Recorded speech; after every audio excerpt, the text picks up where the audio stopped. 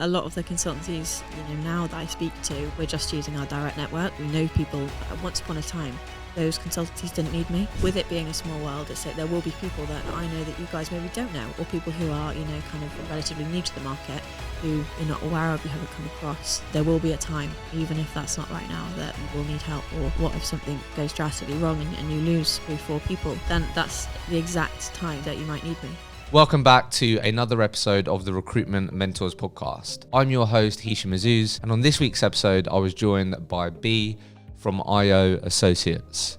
I reached out to Bea because I saw her post on LinkedIn where she became the first female within IO Associates to hit the 15k weekly GP milestone. So in this episode, you're going to learn exactly how Bea got there, and it certainly hasn't been a straightforward path. She's come up to 5 years in recruitment, and for the last 3 or so years she's been at IO Associates.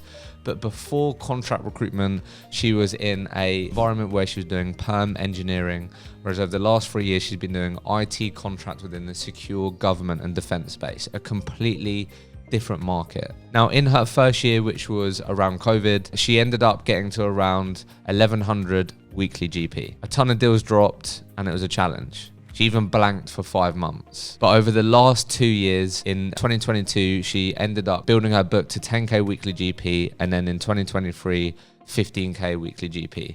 So you are going to learn everything around how the hell she got there, the biggest challenges, what she would do differently. So yeah, this is going to be a real masterclass on all things contract recruitment, building relationship, building your client, and also just building confidence in your own internal mindset. Enjoy the episode. Bea, welcome to the podcast. Thank you. Thanks for having me. Second time lucky. Yeah, indeed. Feeling better? I am, yes. Obviously, the first time was feeling a bit rough. Yeah. Didn't want to get in the pod studio not feeling 100%. No. So here we are. Thank you for making the trip from Bristol. Appreciated. Did you come to London much? Not as much as I'd like to. Yeah? So yeah, it's great to be here. Did you grow up in Bristol? No, I'm actually Welsh. Really? Yeah, and there's about as far west as you can go. I'm from a place called Tenby in Pembrokeshire. Okay. Not much going on. How far is Wales from Bristol? Well, where I'm from, 2.5 hours. Okay. So long enough. Is Bristol home now?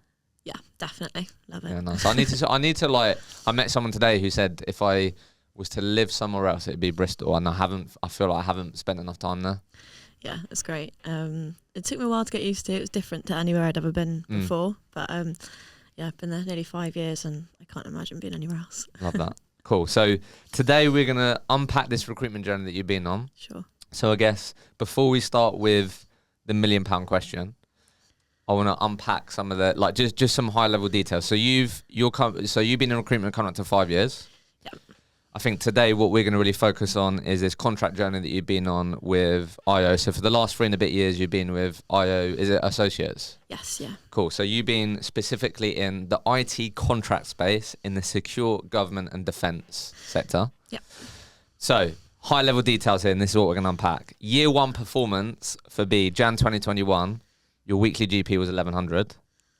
Yep. Year 2022, Jan, 10k weekly GP. And then what actually prompted me to reach out was I saw your post, Jan 2023, first female contract biller in IO Associates, I think I've got that correctly, to hit the 15k weekly GP mark. Yeah. Is that right? Yeah. Absolutely amazing achievement. And obviously today we're going to talk about how the hell we got there, right? What we learned the way, the challenges, all of that. But I guess before we do, I'd love to hear sort of your take from everything that you've learned, the people you met along the way. Like, in your opinion, what characteristics and traits do you believe make up a highly successful recruiter in today's market? Yeah, absolutely. So there's a number of things. I think the most two obvious ones that sort of stand out would be resilience and tenacious. I think everyone knows that. Everyone's aware that, those are very important traits. I think, when you really unpack it, somebody has an intrinsic why as to, why they're doing recruitment. It's not an easy job, as I'm sure anyone listening, knows. So I think, somebody has to have something deeper than just, I'll work hard, I'm motivated. They've got to have something internally that when they have those down days, when they're really, really going through a really, hard patch, they've got something inside of them that's kind of pushing them, to keep going. So I think being aware of that why and being able to dig deep and find it is is definitely what I'd say is most important. What's been your why then? Let's start there. I'm sure you thought I might ask that. I did indeed, yeah. So I guess it goes back to sort of upbringing. So both my parents, when I analysed it, have all the traits that you would want from a successful recruiter. They couldn't do anything more different. So living in rural Wales, and they've decided to go and set up their own tourist attraction, Really? which is actually a dinosaur park for kids. But, Love that. bit wild, but they've both been super successful, and I think growing up seeing them literally start from scratch and build that business, and I've seen them struggle and go through times when things they're not having a good year, or they make a decision that didn't pay off, or wasn't the right one, but they've never stopped working hard, they've never not stopped wanting more, and equally kind of I guess pushing that onto myself and my brother as well. Yeah, exactly. Do you think maybe when you first started out in recruitment, like, do you feel like, because I always think your why can almost evolve, like I think sometimes, like if you sort of sit there and go, right, I need to figure out my why, that might be a quite difficult thing to do. Like, do you feel like your sort of why has evolved over time? Yeah, absolutely. I think at the start I probably didn't have or wasn't aware of what my why was. I knew I wanted to make them proud, as obviously most people do, but it wasn't so kind of obvious to me. And I obviously at that stage hadn't had to dig deep and have those hard days. Some people's might just be that they've grown up in not a nice area, not a nice house, and so they want to buy £1 million house. I know that's one of my colleagues. So it definitely evolves, and I think once you've had a little taste of success and it go well, that really helps you to find what that intrinsic why is.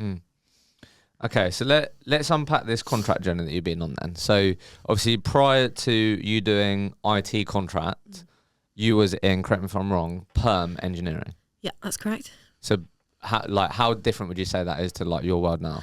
It couldn't have been more different. Really? Okay.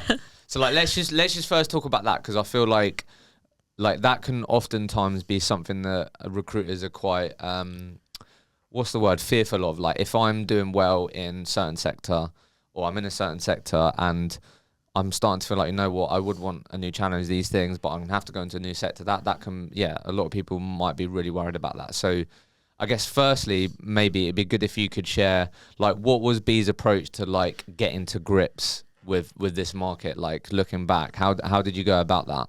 Yeah, sure. So I made the move to IO just before COVID, so pretty bad timing on my part. But yeah, so it's November 2019. So I had a couple of months to start getting to grips with tech, which I really struggled with. I had no idea what my initial market was. Java. I had no idea, what that was, and even like looking at a CV, I couldn't tell whether it was good, whether it was bad. I just didn't really know where I was starting. And obviously then COVID hit, and I was just getting setback after setback speaking to clients. I had done a couple of deals, and all of those dropped. So it's back to zero out, and obviously tough to deal with, especially when you're not in an office surrounded by, your colleagues, your friends to be helping you.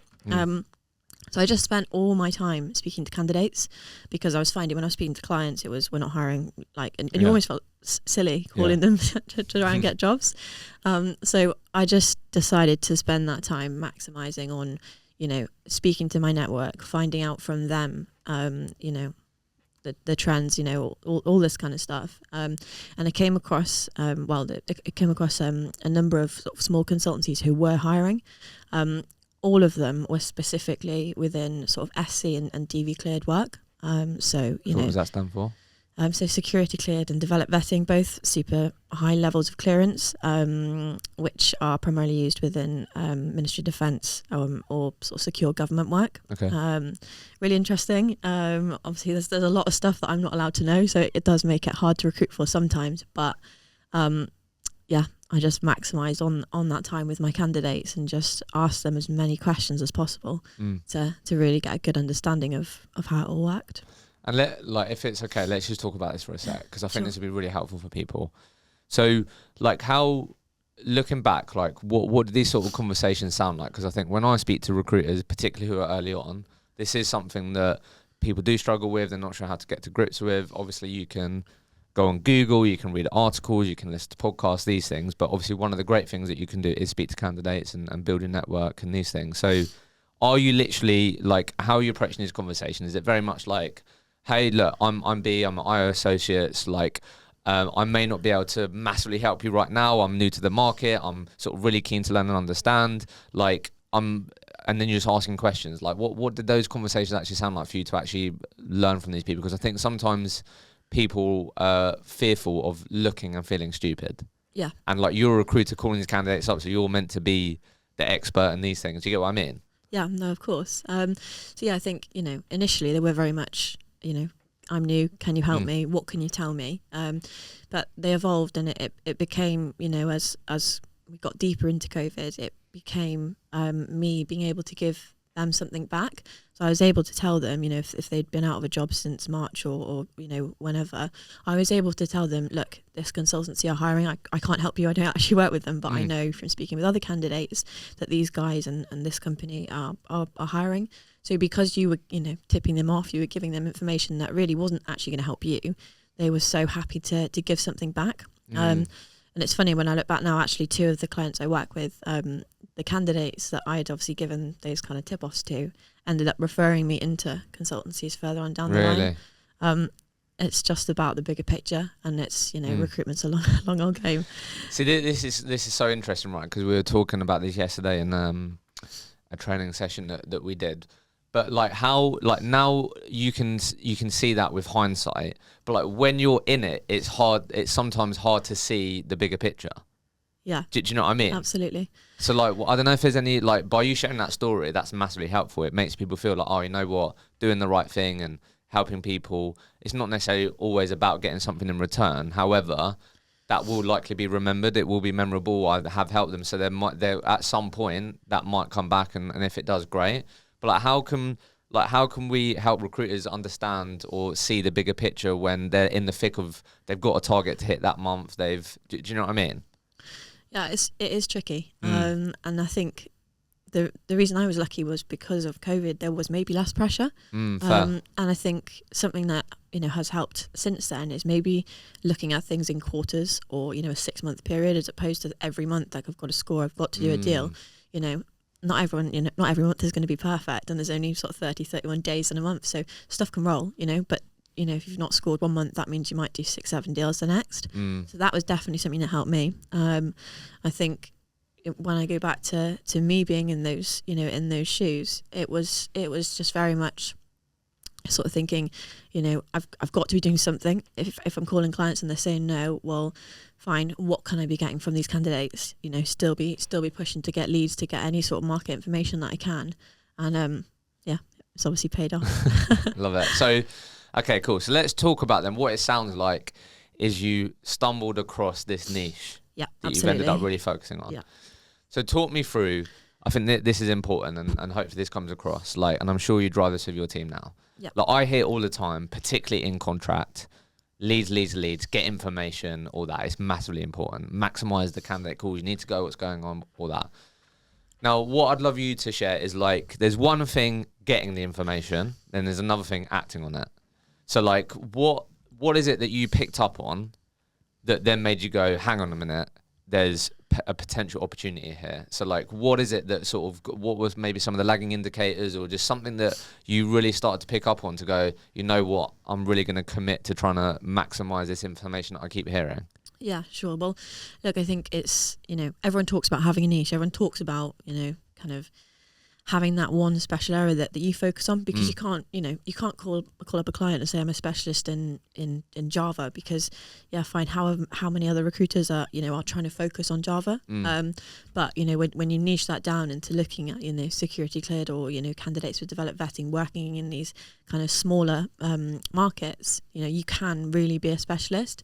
So I think when these candidates were telling me these clients are hiring, it was trying to have a look at candidates maybe who were already working there, be CV stripping, looking at places they'd worked previously, having conversations with them, going through their LinkedIn connections, seeing who they're connected with and where they're working. And, you just kind of really start to build out this list and essentially market mapping who your target clients are going to be. I think once you start sort of ticking them off as well. Like, you know, once you've managed to get one on, you know, if you've placed someone, you obviously know hopefully there's a vacancy elsewhere where they've just come from. And it's just about kind of, you know, steadily making your presence known and, you know, becoming more of a specialist as you go through. Yeah, I love that. It's this word, market mapping. Like, how important is that? Oh gosh, yeah, it's super important. How do you market map? Because like, I'll be honest, I hear this more when we sat down. I was telling you about before we started. Alicia, she's like huge on this organisation. It's been a game changer for her. Yeah. I interviewed a guy called Ethan, who was like proper on this as well, market mapping. Like, so how does Bea market map? Like, have you got a spreadsheet? Is this something that you do every single week still? Yeah, I definitely try to. I mean, it's harder as you get busier. But yeah, it comes from a combination of things. So speaking with candidates and getting leads is obviously a great way to do so. CV stripping, again is super important, and it's quick. Sometimes if you've got a candidate who's been around for however long, they'll have 5-6 companies that are going to be target clients for you. So it's getting those client names. Then whether you're speaking to candidates who are currently working there to try and find out, who the people you want to be speaking to are, or whether it's LinkedIn. There's various different ways that you can track those people down. Events as well are so good for this kind of thing. Okay, and then how do you keep, like, I guess just curious, like, what's ended up being your system maybe early on? Like, did you just keep growing this ever sort of breathing like spreadsheet, or I don't know, how did you organize it? Yeah, so on our CRM, we're able to code contacts or candidates up. So I guess just having a system with that. So whether I was coding them with the tech they're using, and then the level of clearance they've got. Yeah. So they're easy to then kind of have in a list. I bet your company love you then if you're doing it all on CRM rather than spreadsheets. Yeah. Spreadsheets are a thing of the past for us. Okay, fair enough. Okay, cool. So I guess what it sounded like then, there was a bit of a moment where obviously you were sort of recognising this during COVID that they were hiring. Yep. So then like you just tried to obviously capitalise that on, maximise that. But obviously you were building relationships with candidates, you were letting people know that these types of companies were hiring. Yep. And then it sort of built from there. So it seems like the opportunity was more so that in the current climate, these are consultancies that are growing rather than like making layoffs and these things. And then that's where I guess it then grew from there then. Yeah, definitely. So talk us through, like, I guess it would be useful context, like this world that you recruit in them. My only other exposure to it is I did some work with a company called Evolution Recruitment that had a team that do defense. Yep. Or like that sort of world. So like you said there, it'd be useful for in terms of context. So like when you say there's stuff that you can't know, like what because it seems all a bit mysterious, do you know what I mean? So like what does that actually mean in your world? Yeah, okay. So with what you can say. Yeah. You're allowed to say unless you get in trouble. No, that's cool. So I don't have any level of clearance myself. So to get these types of clearances, you've got to go through mega checks. So whether that's financial type checks, we go through like your family's history as well. It's obviously criminal checks, any drug tests, that kind of thing. It's quite kind of intrinsic, the stuff that they go through. I think there's obviously stuff that you're not allowed to know because you don't hold this clearance. So the types of clients I guess that these consultancies are delivering into will be the likes of like MI5, MI6. They're keeping our country safe. Right, so okay. The projects they're working on, if they know information, they can't be sharing that with me. I'm not allowed to know the specific projects that these guys are working on. So surely that means like there's even more variables here on the candidate side. There are. Because they have to go through even more checks than maybe like a typical IT contractor would in like a not that type of world. Yeah, that's kind of all out of my hands. I obviously don't get involved in any of that. And once these guys have got these levels of clearances, they keep them for 5-10 years. Right, because they've been through that process. Exactly. Yeah. The tricky thing is the clearances lapse if they come out of a role and don't use it for a certain period of time. So that can be super frustrating if you found a candidate who has the level of clearance you need, and then they've taken a break or they've not been able to get a new role and their contract's finished. They're kind of no use to you. Yeah. Okay. Cool. So cool. I'm glad I understand that. So I guess what I feel like people would absolutely love to understand is like, let's just start with like, obviously there's a whole element of Bea is building her market, you're building credibility, you're building your niche. But why don't we just sort of start this conversation with like, obviously going from 1100 weekly GP to 10 grand weekly GP, that's a big difference. Yep. So like, why don't we just start with like, what would you say, what were some of the main things when I say to you, what was Bea doing differently? Putting aside, there's time, you're obviously hopefully slowly learning, improving, you're building a track record. Like what do you think that you were doing differently to sort of get to that point, do you think? So I think the main thing was, once I had got one client on in this industry and had delivered, a project team for them, so maybe 6, 7, 8 contractors, that kind of level of credibility, just really, really paid off. It's such a small world. So I was actually getting referred from this one first client that I ended up placing with into another client. And, you've got these names to refer back to. Everyone knows everyone. If I can say I work with company X, I work with company Y, that, to these companies over here is actually super, super relevant. Alongside that, like it was just I think my work rate just kind of must have tripled.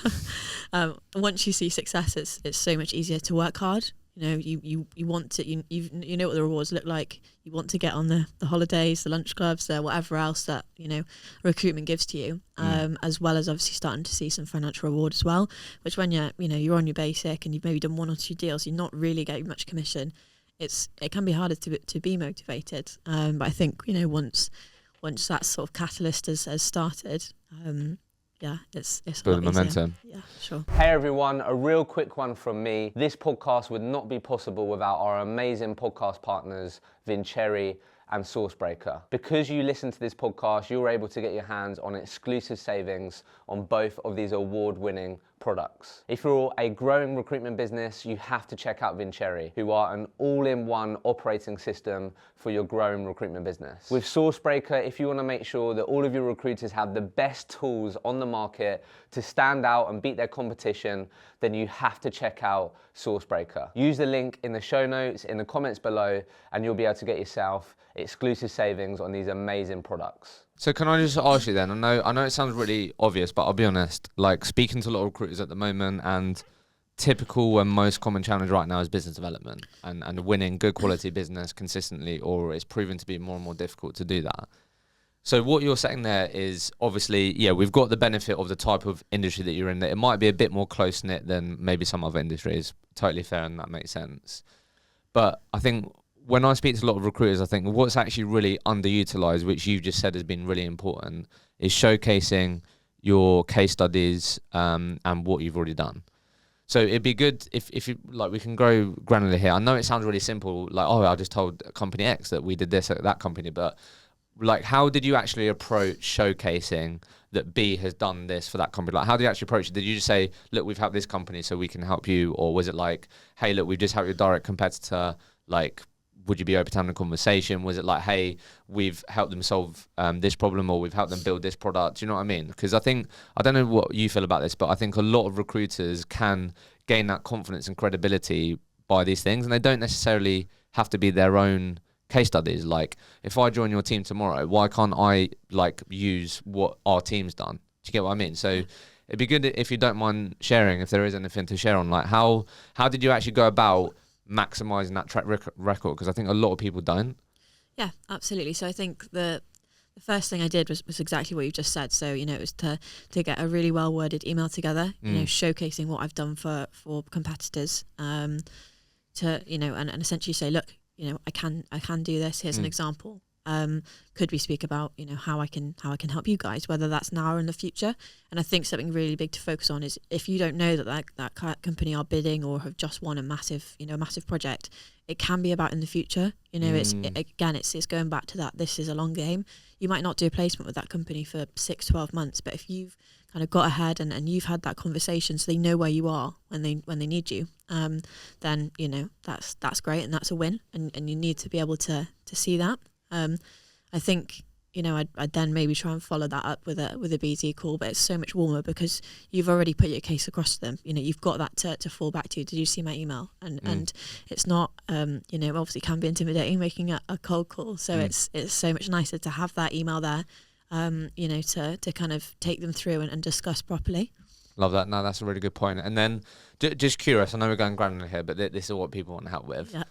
So like, no, I really like that. And it sounds simple, but it's about the actually doing that, right? So I guess what I'd love you to just share or your thoughts on would be, if you send me that email and I'm in your space and I read it and it's like, oh yeah, like, okay, that sounds interesting. She's done that for another company. We're like that. This person might be able to help me at some point.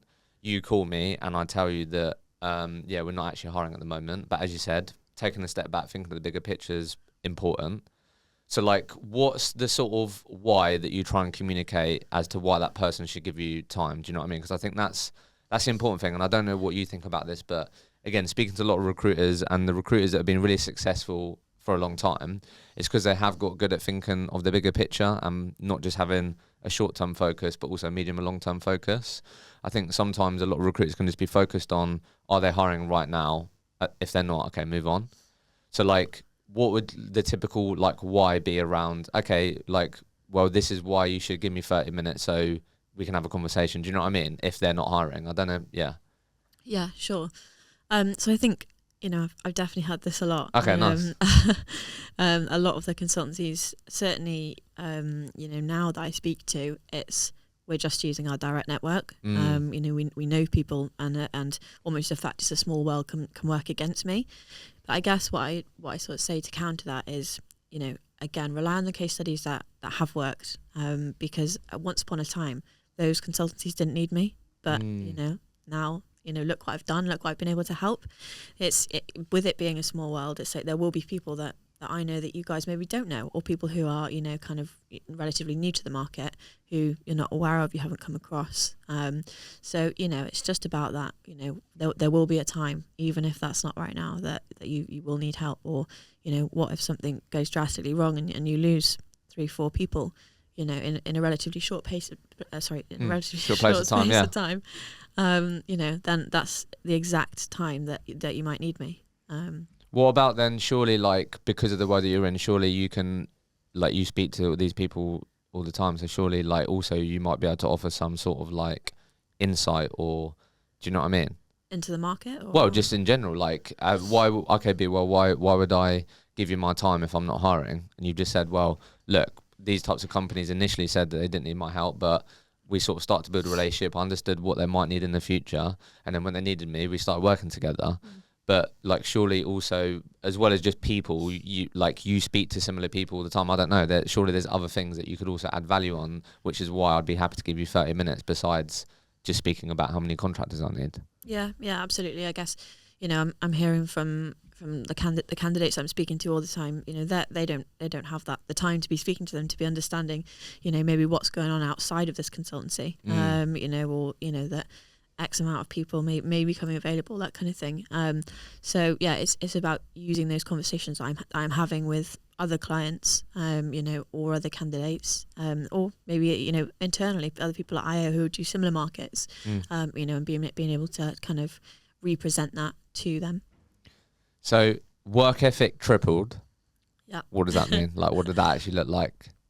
So I guess it kind of went from somebody who wasn't, wasn't really that motivated, Okay. Was struggling to get any wins, and probably was feeling quite down. How on earth, you come into recruitment and it's, you'll earn 35k in your first year, and in your second you'll be on 100k, and you think, yeah, that's great. But hats off to anyone who's managed to do that.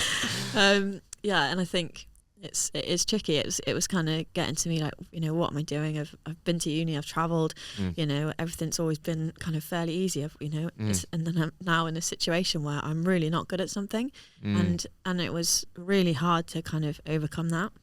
I think at the time, I'm banging on now about, look at the bigger picture, that kind of thing. But gosh, at that time, you found it difficult see the bigger picture. Yeah, it was all just like, where are my wins? Why aren't I winning now? And I was definitely impatient. Impatient? Yeah. But when I look back now, it's like, you know, I was definitely learning in that whole time. When I look back and I'm like, yeah, I wouldn't have changed any of that for the world. So you was, yeah, I think this is an interesting thing, right? I was listening to a podcast the other day. Yeah. And I don't know what you think about this. And it's like, when you're in your career, like, particularly when you're like building your career, I think he was just, this person was just saying about how like leaning into like learning rather than earning is a probably good strategy over the long term. Yeah. So like what it sounds like what you shared then is like what you recognize is, okay, I might not be earning what I feel like I should be, and I might be being a bit impatient about what I'm earning.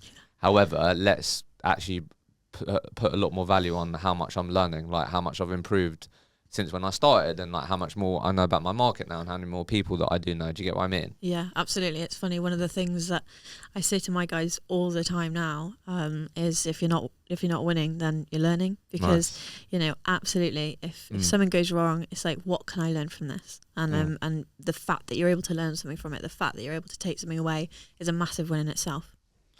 So a lot of people feel those things that you felt and quit. Yeah. So like, why didn't you then? I don't quit. I think You don't quit? Yeah, I don't quit. I couldn't have gone back home and said, you know, I can't do it. I think there probably were times when I did call home and say, God, I don't want to be here. I don't know what I'm doing. But I don't have it. I didn't think I had it in me to actually turn around and say, you know, to myself, you know, or to anyone else, I can't do this.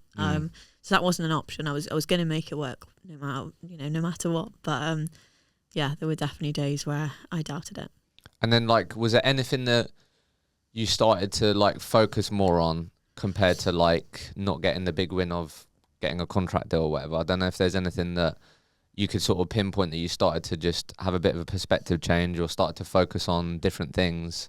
And then when you did then actually get the outcome that you wanted, 5 contractors out or whatever, that only then sort of helped things like.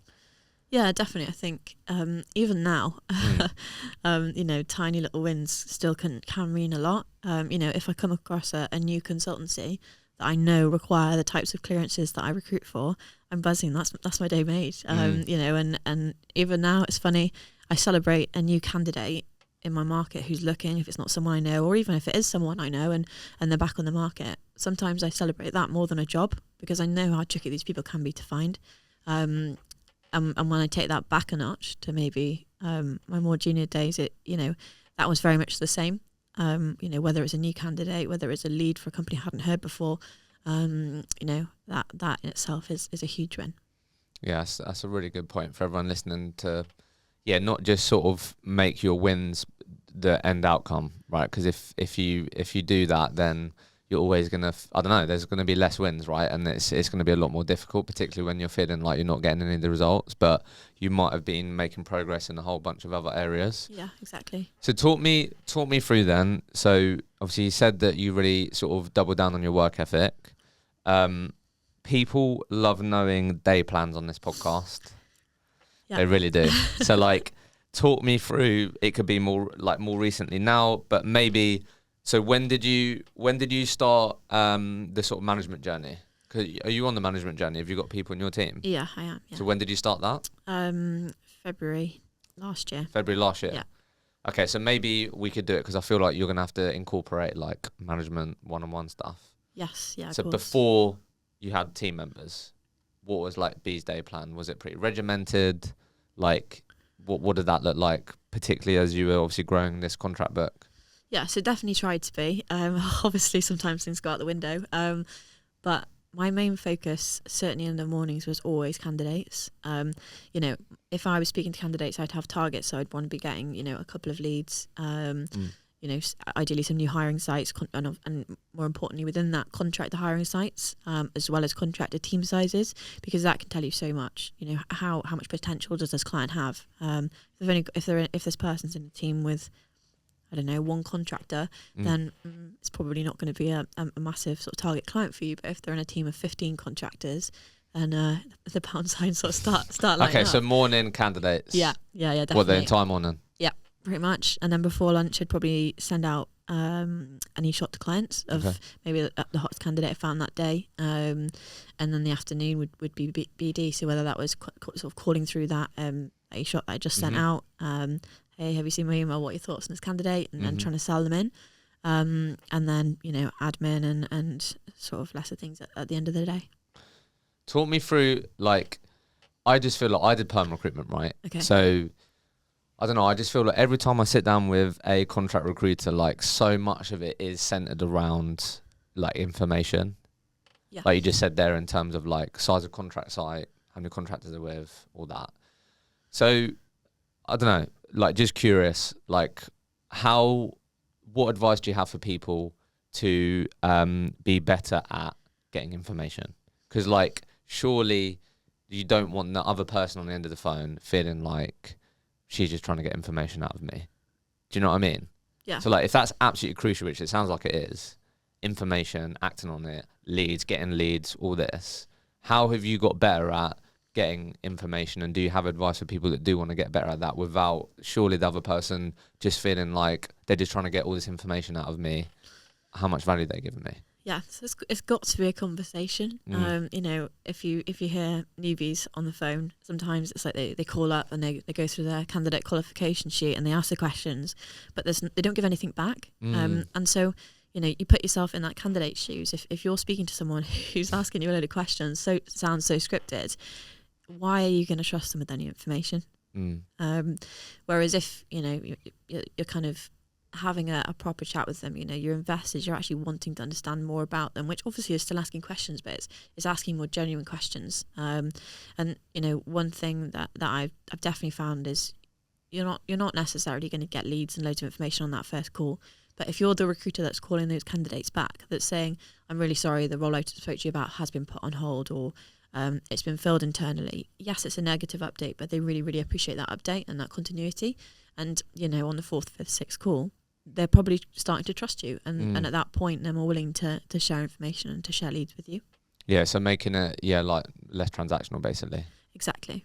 Okay, that's interesting. And then I guess what I always like to ask, and it might be what we're talking about, but from your perspective, what do you believe contract recruiters have to absolutely master to be great at it? Would you say any particular activity, or just, I don't know, what comes up for you? Yeah, so I think the main thing is understanding your own strengths. If I look at our sort of senior leadership team across our team at IO, there's sort of 6 of us, and we all have very different individual strengths. We're all very different recruiters, but if I tried to master every single one of those, it's probably not doable. You're never going to be perfect, and there's different personalities within that as well. So I think it's really starting to understand where your wins are coming from and really maximise on those. So like what's working for you? Yeah, exactly. What was yours then? So it'd be my candidate relationships. 100%. Candidate relationships? Yeah. How do you get better at that? It comes with time. Again, it goes back to like you can't just have one call and expect them to give you everything.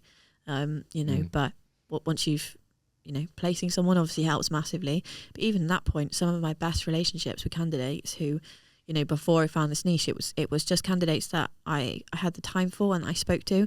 And again, sometimes sharing information that doesn't benefit you. So telling them X company's hiring, I don't work with them, but why don't you try and apply direct, or, approach someone on LinkedIn.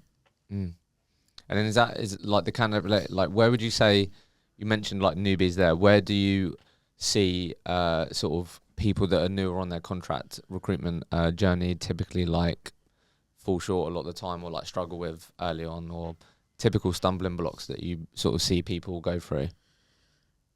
Still talking about like the candidate relationship. Just as a whole, like if you've just what you've seen like now, because you've come out the other side. Yeah. You've obviously, like really sort of continued to build on what you've worked hard for. I don't know if there's any sort of common stumbling blocks that you see people make.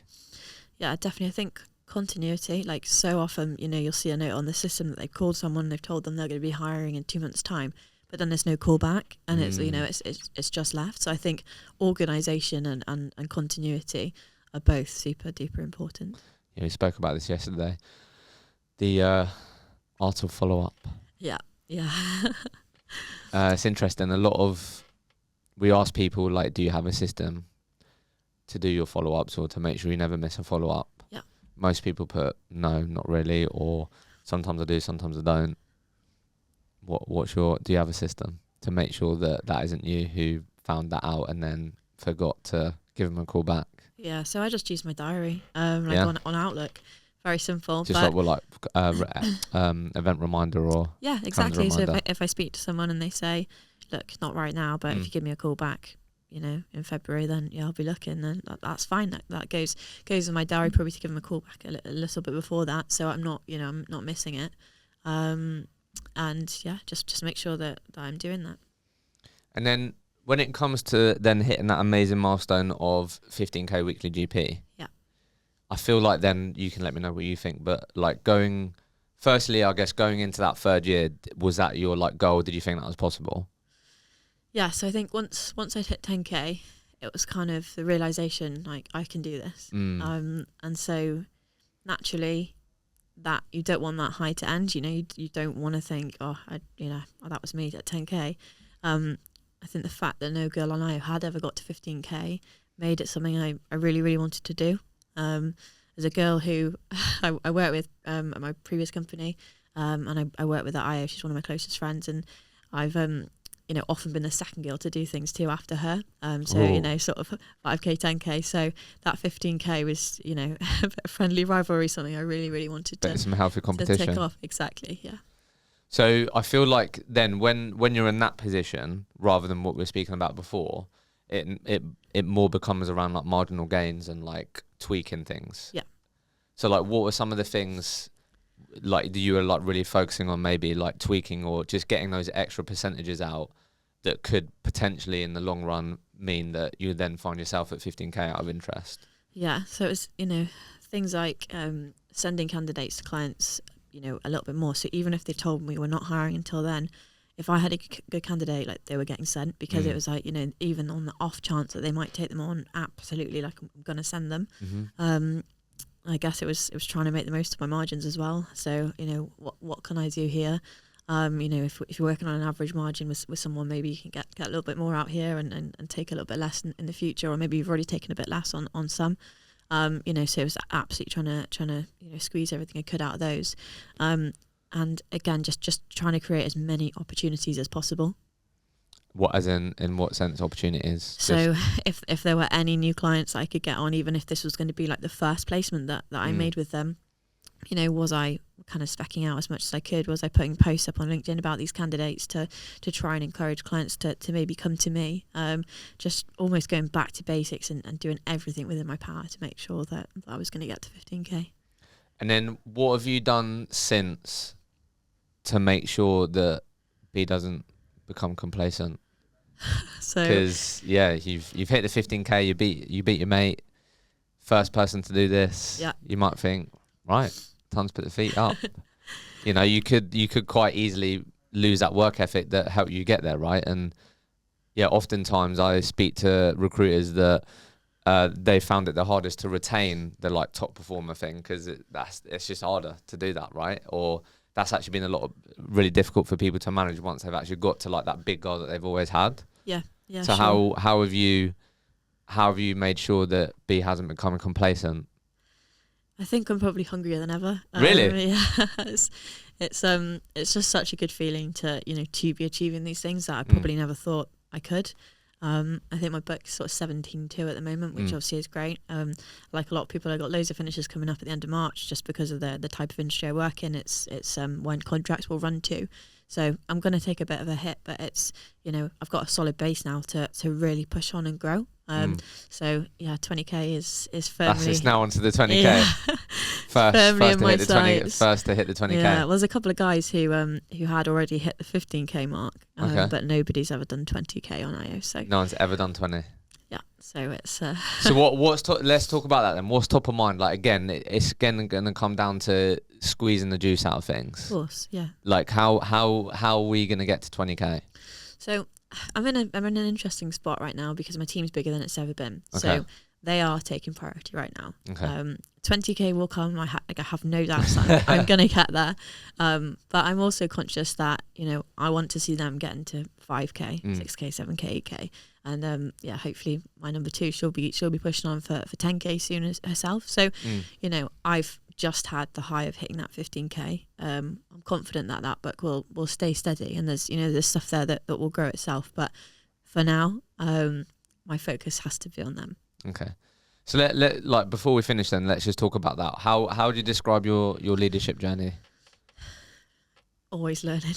Always learning. Yeah. What surprised you about it so far? I think that, you know, the hardest part of it isn't actually teaching them how to recruit. It's everything that comes with it. You become like a full-time counsellor. A full-time counsellor. You're really dealing with, you know, whatever's going on outside of work for them. You know, you have to become like their best friend, and it's amazing. I love it, but it's a roller coaster. You know, because you celebrate every win with them, you have to be the person to keep them up in, you know, in the times where they've maybe had a dropper, or, you know, they've had 6 no's, or, you know, whatever that might be.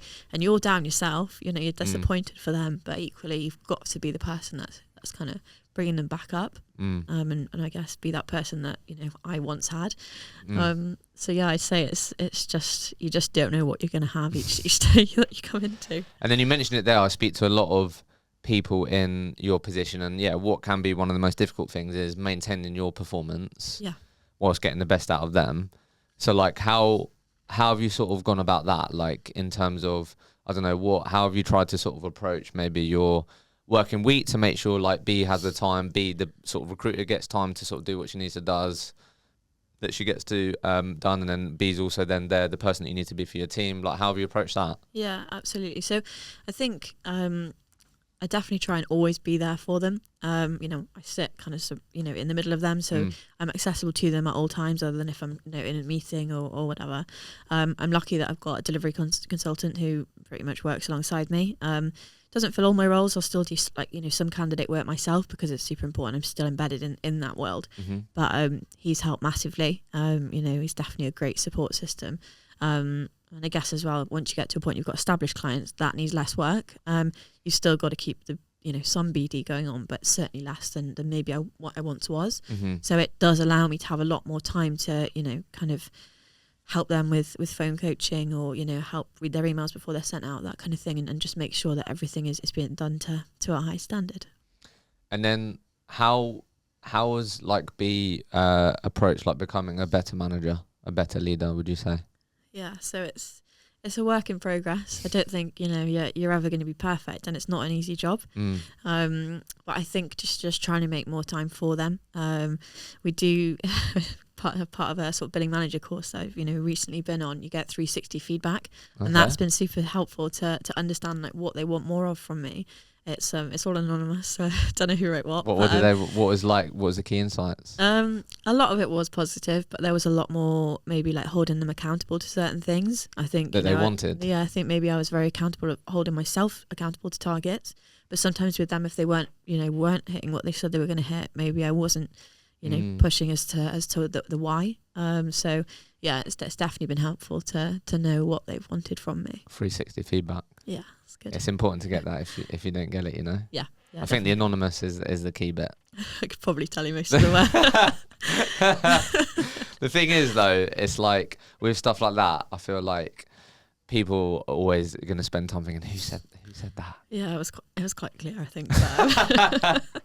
But yeah. So how have you thought about, because I think this would be useful, because I think what you're talking about there is a bit of a balancing act of like, you don't want people to feel like, I don't know, you're like making them feel like you're hitting them with a KPI stick that people like to say or whatever. Like, have you thought about how you're going to try and balance that line of like setting standards, holding people accountable, and not making people feel like you're micromanaging them or like they have to do this, otherwise, do you know what I mean? Yeah, of course. I think, you know, part of it's about getting in the trenches with them. You know, we've got a competition we're launching on Monday, which is KPI based. But, you know, I'm part of that, so I'm going to be, you know, you're involved, leading by the front. And at the end of the day, if you can show them the reason why these KPIs are, you know, being set, then I think, you know, it's fair enough. You know, the last thing that I would want them to think of me was that, you know, all I cared about is the KPIs. If someone's done less numbers, but actually the quality of those KPIs is good, then that's what really matters. But on the flip side, recruitment, you know, is a numbers game. So there's got to be some element of KPIs in there. Yeah, I just do feel like the other, obviously KPIs have sort of, has become almost like a bit of a dirty word, isn't it? Yeah. But like, it's just, it's so, I don't know how you feel, but like understanding the science behind being successful is like super important. Like most top performers that I've sat down with, like they will know to the detail, like if they want to bill 400 grand in a year, how many interviews they need to book. Yeah, exactly. And it's more about the science to be like, because there is a science behind it, and it's just good to understand like where you want to try and end up, which should mean you get the outcome that you want. Exactly. And you know, we try and look at ratios as well. So it's, you know, it's the reason why that KPI is happening. So it's not just why haven't you pulled however many jobs, you know, it's well, we know you need however many jobs to do a deal. So, you know, that's why, anchoring it all back. Exactly. So that's why we're looking at that KPI. You know, there's a reason for it. Awesome. Okay. So as we get to the end here then, what is Bea excited about going into the rest of 2023? You said that it's been, your market's looking pretty good at the moment. So how are you hoping to, where you hoping to be by the end of the year? Yeah, so I've got two main goals. The first one is to be promoted to business manager, which is a big internal promotion. Essentially means you've got you know, a successful team and deserve that title. Business manager. Yeah, I'm very, very hopeful to get that soon. And then the second one has to be 20k. 20k. Yeah. When do you think you'll hit the 20k? It's a tough question. It would if only had a crystal ball.